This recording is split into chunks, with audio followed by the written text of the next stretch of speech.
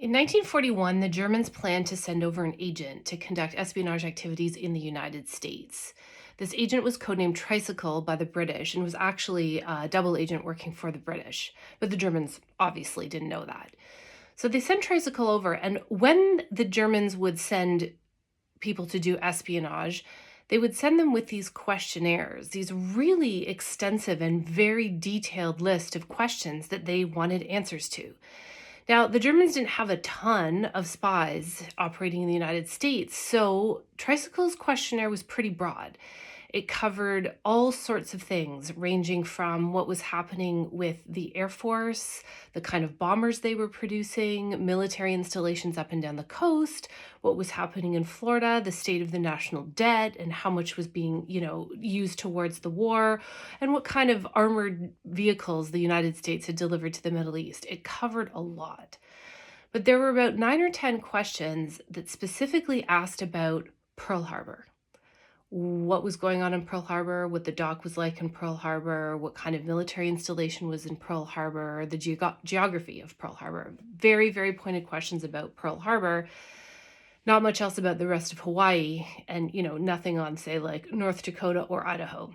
So when you look at this questionnaire, it's clear that in 1941, the Germans had, for some reason, an interest in knowing more about Pearl Harbor. Now, events being what they are, we all know what happened in Pearl Harbor in 1941.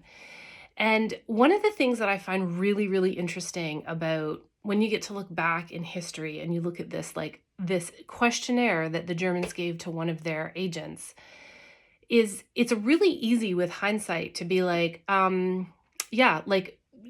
oh, we should have figured it out. Somebody should have figured it out, right? So here's how it went. Tricycle was actually a double agent for the British, like I said. So he delivers a copy of his questionnaire to his case officer. The case officer takes a look at it, and it goes into the MI5 system and gets processed with the rest of the information that's coming out of these agents. If something's of interest, which this probably was, it makes its way up to the board. Now, just because the British intelligence community, a small part of it, knows about what's in this questionnaire, doesn't mean everybody instantly knows about what's in this questionnaire. So then the British have to make the decision, is this information to share with the Americans? Now, they did make that decision. They did share it with the Americans, but the Americans, right? They have intelligence coming in from lots of sources, from other countries, from their own intelligence networks. And one of the things I find most interesting about this story is it really speaks to the idea of the real challenge, the primary challenge in intelligence, which is how to distinguish the signal from the noise.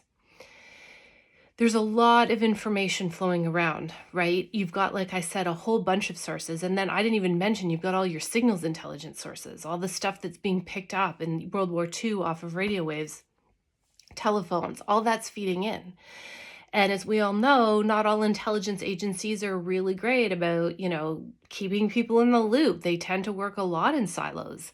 Is the information getting to the right place? So it's not really a criticism that, oh my gosh, you had warning of Pearl Harbor and you didn't do anything about it. That's not at all what I'm saying. What I'm saying is it's a perfect example of how you can get really, really great intelligence, but not be able to identify that it's a signal.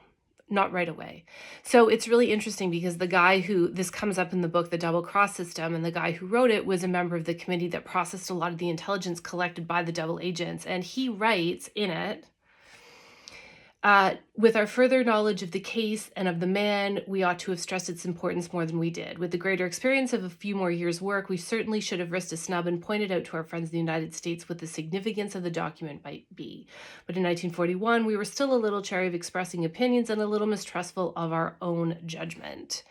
That is intelligence, right? 1941, they'd only been running double cross for a couple years.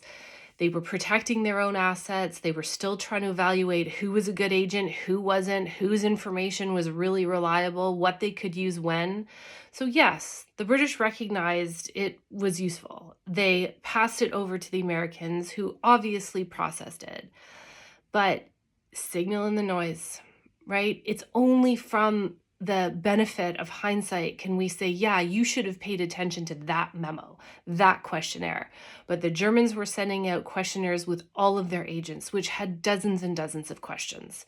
So why pay any more attention to Pearl Harbor, the questions on Pearl Harbor, than the questions on what was going down in Florida, or the coastal defenses in Boston, or how they were landing U-boats in Labrador, or like Wycliffe on Rye in the UK on the Channel? Like, why do you pick one over the other? And that's the work of intelligence. And that's, I think, a lot of the challenge that this story really demonstrates well. Anyway, questions or comments? I'm sure I'm not a super expert on Pearl Harbor, so I'm sure a lot of people know a lot more about it than I do. You have any questions, comments, let me know. Otherwise, as always, hope everyone's doing great.